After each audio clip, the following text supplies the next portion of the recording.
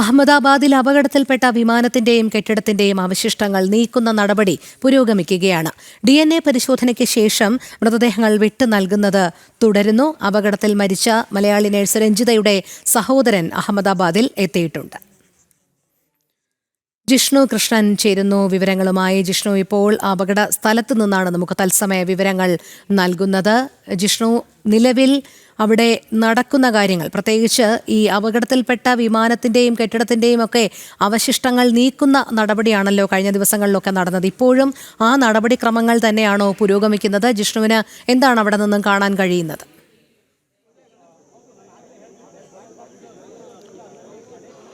രോഹിണി, നമ്മളിപ്പോഴുള്ളത് ഈ വിമാനം തകർന്നു വീണിട്ടുള്ള BJ മെഡിക്കൽ കോളേജിന്റെ ഹോസ്റ്റൽ കെട്ടിടത്തിന്റെ പിറകുവശത്താണ്. ദൃശ്യങ്ങളിൽ നിന്ന് കാണാൻ സാധിക്കും അവിടെ തകർന്നു വീണിട്ടുള്ള വിമാനത്തിന്റെ എയർ ഇന്ത്യ ബോയിങ് വിമാനത്തിന്റെ പിറകുവശമാണ് ഈ കെട്ടിടത്തിന് മുകളിലുള്ളത്. അതിന്റെ വിമാനത്തിന്റെ മുൻവശം പൂർണ്ണമായും ഈ കെട്ടിടത്തിന്റെ മുൻപിലെ കെട്ടിടത്തിലേക്കുമെല്ലാം തകർന്നു വീഴുകയും അത് പൂർണ്ണമായും അഗ്നിക്കിരയാവുകയും അത് കത്തുകയും ചെയ്തിട്ടുണ്ട്. ഇപ്പോൾ ഈ വിമാനത്തിന്റെ പിറകുവശം കാണാൻ സാധിക്കും. അവിടെ ക്രെയിൻ ഉപയോഗിച്ചുകൊണ്ട് ആ പിറകുവശം പൊന്തിക്കുന്നതിന്, ആ ഒരു വിമാനത്തിന്റെ അവശിഷ്ടങ്ങൾ അവിടെ നിന്ന് മാറ്റുന്നതിനുള്ള നടപടികളാണ് പുരോഗമിക്കുന്നത്. ദേശീയ ദുരന്ത നിവാരണ സേനയുടെ അംഗങ്ങളെ കാണാൻ സാധിക്കും. ഈ പിറകുവശത്തും ഒപ്പം വിമാനത്തിന്റെ അവശിഷ്ടങ്ങളിലും ശാസ്ത്രീയമായ പരിശോധന, മണിക്കൂറുകൾ നീണ്ട പരിശോധന ഫോറൻസിക് വിഭാഗവും NSGയും ATSഉം കൂടാതെ ദേശീയ അന്വേഷണ ഏജൻസിയും ഉൾപ്പെടെയുള്ള വിവിധ ഏജൻസികൾ നടത്തിയിരുന്നു. ഇപ്പോൾ ശാസ്ത്രീയ പരിശോധനകളെല്ലാം പൂർത്തിയാക്കിയിരിക്കുകയാണ്. വിമാനത്തിന്റെ അവശിഷ്ടങ്ങൾ ഈ കെട്ടിടത്തിന് മുകളിൽ നിന്നും കെട്ടിടത്തിന്റെ ഭാഗങ്ങളിൽ നിന്നുമെല്ലാം നീക്കുന്നതിന് ദേശീയ ദുരന്ത നിവാരണ സേന പ്രവർത്തനം പുരോഗമിച്ചുകൊണ്ടിരിക്കുകയാണ്. എയർ ഇന്ത്യയുടെ വിദഗ്ധരും ഇവരോടൊപ്പം ഉണ്ട് എന്നാണ് മനസ്സിലാക്കുന്നത്. ദൃശ്യങ്ങളിൽ കാണാൻ സാധിക്കും. ക്രെയിൻ ഉപയോഗിച്ചുകൊണ്ട് വിമാനത്തിന്റെ വിമാനത്തിന്റെ പിറകുവശം അവിടെ നിന്ന് പൊന്തിച്ചുകൊണ്ട് അവശിഷ്ടങ്ങൾ അവിടെ നിന്ന് മാറ്റാനുള്ള പ്രവർത്തനങ്ങളാണ് പുരോഗമിച്ചുകൊണ്ടിരിക്കുന്നത്. ദേശീയ ദുരന്ത നിവാരണ സേനയാണ് അതിന് നേതൃത്വം നൽകുന്നത്. കഴിഞ്ഞ മണിക്കൂറുകളിൽ ഏകദേശം ഇന്നലെ പുലർച്ചെ മുതൽ മണിക്കൂറുകൾ നീണ്ട ശാസ്ത്രീയ പരിശോധന ഈ കെട്ടിടത്തിന് മുകളിൽ വിമാനത്തിന്റെ അവശിഷ്ടങ്ങൾക്കിടയിലുമെല്ലാം തന്നെ നടന്നിരുന്നു. വിമാനം ടേക്ക് ഓഫ് ചെയ്ത് ഏകദേശം മിനിറ്റുകൾക്കകമാണ് എയർപോർട്ടിന് ഏകദേശം 5 കിലോമീറ്റർ പരിധിയിലുള്ള ഈ BJ ആശുപത്രിയുടെ കെട്ടിടത്തിന് സമീപത്തേക്ക്, കെട്ടിടത്തിന് മുകളിലേക്ക് ഈ BJ ആശുപത്രിയുടെ ഹോസ്റ്റലും ക്യാൻറ്റീനും അവർ താമസിക്കുന്ന സ്ഥലവും ഉൾപ്പെടെയുള്ള കെട്ടിടമാണത്. അതിനിടയിലേക്കാണ്, ഈ രണ്ട് കെട്ടിടങ്ങൾക്കിടയിലേക്കാണ് ഈ വിമാനം ചെന്ന് വീണിട്ടുള്ളത്, തകർന്ന് വീണിട്ടുള്ളത്. അത് വീഴുമ്പോൾ അതിന് മുൻപായുള്ള മരങ്ങളുടെ ദൃശ്യങ്ങൾ കൂടി കാണാൻ സാധിക്കും. നമ്മുടെ ക്യാമറമാൻ ഉണ്ണിക്ക വാര്യരാണ് ദൃശ്യങ്ങൾ പകർത്തുന്നത്. ഈ അത്രയും ദൃക്സാക്ഷികൾ കഴിഞ്ഞ ദിവസം പറഞ്ഞ വാക്കുകൾ നമുക്ക് മുൻപിലുണ്ട്. സാധാരണ ടേക്ക് ഓഫ് ചെയ്യുമ്പോൾ വിമാനം ഈ ഒരു പ്രദേശത്തേക്ക് എത്തുമ്പോഴേക്കും ഒരു പരിധിക്ക് അപ്പുറത്തേക്ക് മുകളിലേക്കാണ് കാണാറുള്ളത്. എന്നാൽ ഈ വിമാനം കെട്ടിടങ്ങളോട് തൊട്ടുകൊണ്ട് അത്രയും താഴ്ന്ന ഒരു അസ്വാഭാവികമായ രീതിയിലായിരുന്നു മുൻപോട്ട് വന്നത്. പിന്നീട് ഈ മരങ്ങളിൽ ഉൾപ്പെടെ ഇടിച്ച് മുൻപോട്ട് BJ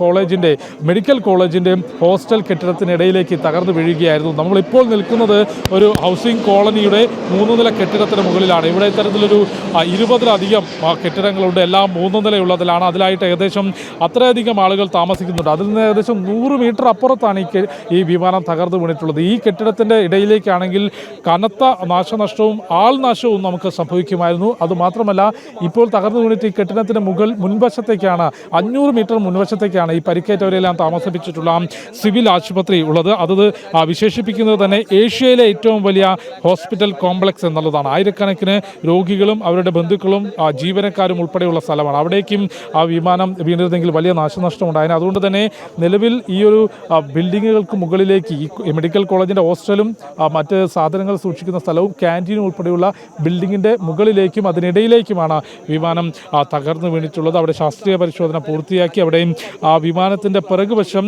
നീക്കുന്നതിന്, ക്രെയിൻ ഉപയോഗിച്ച് ആ വിമാനത്തിൻ്റെ പിറകുവശം നീക്കുന്നതിനും ഈ വിമാനത്തിൻ്റെ അവശിഷ്ടങ്ങൾ നീക്കുന്നതിനുമുള്ള നടപടികളാണ് ദേശീയ ദുരന്ത നിവാരണ സേന നടത്തുന്നത്. ഈ വിമാനാപകടവുമായി ബന്ധപ്പെട്ട കാര്യക്ഷമമായ അന്വേഷണം, വിവിധ തലങ്ങളിലായുള്ള അന്വേഷണമാണ് മുൻപോട്ട് കൊണ്ടുപോകുന്നത്. ഒന്ന്, എയർക്രാഫ്റ്റ് ആക്സിഡന്റ് ഇൻവെസ്റ്റിഗേഷൻ ബ്യൂറോ ഈ അപകടം നടന്ന ഉടൻ തന്നെ അന്വേഷണം ആരംഭിച്ചിരുന്നു. പിന്നീട് വ്യോമയാന മന്ത്രാലയത്തിൻ്റെ വിദഗ്ധ സമിതി, കൂടാതെ കേന്ദ്ര സർക്കാർ നിലവിൽ രൂപീകരിച്ചിട്ടുള്ള പ്രത്യേക അന്വേഷണ സംഘം, ആഭ്യന്തര വകുപ്പ് സെക്രട്ടറിയുടെ നേതൃത്വത്തിലുള്ള അന്വേഷണ സംഘവും അന്വേഷിക്കുന്നുണ്ട്. അത്തരത്തിൽ വിവിധ തലത്തിൽ വിവിധ രീതികളിലുള്ള അന്വേഷണം, നിലവിലെ അപകടം എന്തുകൊണ്ട് സംഭവിച്ചു, അതിൻ്റെ കാരണങ്ങൾ എന്താണ്, സുരക്ഷാ വീഴ്ച സംഭവിച്ചിട്ടുണ്ടോ തുടങ്ങിയിട്ടുള്ള പ്രധാനപ്പെട്ട അന്വേഷണം നടക്കും. ഭാവിയിൽ ഈ സുരക്ഷാ ക്രമീകരണങ്ങൾ നടത്തേണ്ടതിൻ്റെ, അതിൽ വരുത്തേണ്ട മാറ്റങ്ങൾ ഈ അന്വേഷണ സമിതിയുടെ റിപ്പോർട്ടുകളിൽ ശുപാർശയുണ്ടാകും. അത്തരത്തിൽ വിവിധ തലങ്ങളിലുള്ള അന്വേഷണമാണ് അഹമ്മദാബാദിലെ വിമാനാപകടവുമായി ബന്ധപ്പെട്ട് പുരോഗമിക്കുന്നത്. ഇപ്പോൾ വിമാനത്തിൻ്റെ അവശിഷ്ടങ്ങൾ നീക്കം ചെയ്യുന്ന പ്രവർത്തനങ്ങൾ പുരോഗമിച്ചുകൊണ്ടിരിക്കുകയാണ്. കനത്ത നാശനഷ്ടം, ആൾനാശം, ജീവൻ നഷ്ടപ്പെട്ടതിൻ്റെ തീരാദുഃഖം ഇവയെല്ലാമാണ്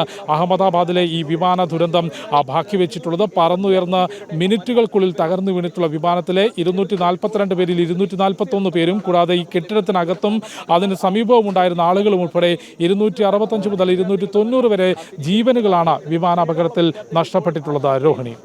അതെ ജിഷ്ണു, അതോടൊപ്പം ഈ അപകടത്തിൽ മരിച്ചവരുടെ DNA പരിശോധനയ്ക്ക് ശേഷം മൃതദേഹങ്ങൾ വിട്ടു നൽകുന്നത് തുടരുന്നുണ്ട് എന്നാണ് അറിയാൻ കഴിയുന്നത്. അപകടത്തിൽ മരിച്ച നമ്മുടെ മലയാളി നഴ്സ് രഞ്ജിതയുടെ സഹോദരൻ അഹമ്മദാബാദിലും എത്തിയിട്ടുണ്ട്. അതുമായി ബന്ധപ്പെട്ട നടപടിക്രമങ്ങളൊക്കെ എങ്ങനെയാണ് പുരോഗമിക്കുന്നത് എന്ന് അറിയാൻ കഴിയുന്നുണ്ടോ?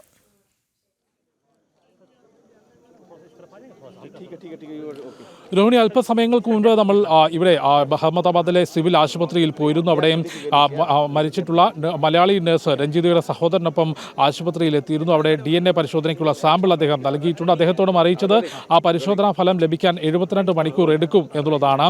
ആശുപത്രി അധികൃതർ ഈ മൃതദേഹങ്ങൾ തിരിച്ചറിയുന്നതിനുള്ള ശ്രമകരമായ ദൗത്യമാണ് തുടർന്നു വരുന്നത്. നേരത്തെയെല്ലാം നമ്മൾ സൂചിപ്പിച്ചതുപോലെ അത്രയധികം കത്തിക്കരിഞ്ഞ രീതിയിൽ തിരിച്ചറിയാൻ സാധിക്കാത്ത തരത്തിൽ ശരീരഭാഗങ്ങൾ വേറിട്ട നിലയിലായിരുന്നു മൃതദേഹങ്ങൾ ഉള്ളത്. അതുകൊണ്ട് ഏറെ ശ്രമകരമായ ദൗത്യമാണ് അവിടെ ആശുപത്രിയിൽ പുരോഗമിക്കുന്നത്. DNA പരിശോധനാ ഫലം ലഭിക്കാൻ 72 മണിക്കൂർ എടുക്കും. അതുകൊണ്ട് രഞ്ജിതയുടെ സഹോദരനോട് ഇവിടെ അഹമ്മദാബാദിൽ തുടരാനാണ് നിലവിൽ നിർദ്ദേശം നൽകിയിട്ടുള്ളത്. എയർ ഇന്ത്യ ഉദ്യോഗസ്ഥർ അദ്ദേഹത്തോടൊപ്പമുണ്ട്. മരിച്ച ബന്ധുക്കളോടൊപ്പം തന്നെ എയർ ഇന്ത്യ ഉദ്യോഗസ്ഥർ എത്തുകയും ഈ മൃതദേഹം തിരിച്ചറിയുന്നതിനും നാട്ടിലേക്ക് എത്തിക്കുന്നതിനുമുള്ള ക്രമീകരണങ്ങൾക്ക് എയർ ഇന്ത്യയുടെ ഭാഗത്തുനിന്നും സർക്കാരിൻ്റെ ഭാഗത്തുനിന്നും ക്രമീകരണങ്ങൾ ഒരുക്കിയിട്ടുണ്ട്. നിലവിൽ മൃതദേഹങ്ങൾ വിട്ടു നൽകി എന്നുള്ളത് നമ്മൾ രാവിലെ സൂചിപ്പിച്ചിരുന്നു. അതായത് DNA പരിശോധനയ്ക്കുള്ള സാമ്പിളുകൾ ശേഖരിച്ചുകൊണ്ട് തിരിച്ചറിയാൻ സാധിച്ചിട്ടുള്ള, അതായത് DNA പരിശോധനയിലൂടെ അല്ലാതെ തന്നെ തിരിച്ചറിയാൻ സാധിച്ചിട്ടുള്ള മൃതദേഹങ്ങളുണ്ട്. ഈ വിമാനത്തിൽ ഉണ്ടായിരുന്നവരല്ല, അതിന് പുറമെ ഈ കെട്ടിടത്തിന് പുറത്തുണ്ടായിരുന്ന ചിലർ മരിച്ചിട്ടുണ്ട്, കെട്ടിടത്തിന് ഉള്ളിലുണ്ടായിരുന്നവർ ചിലർ മരിച്ചിട്ടുണ്ട്. അതുകൊണ്ട് അവരിൽ തിരിച്ചറിയാൻ സാധിച്ചിട്ടുള്ള ചില മൃതദേഹങ്ങൾ DNA സാമ്പിളുകൾ ശേഖരിച്ചതിന് ശേഷം അത്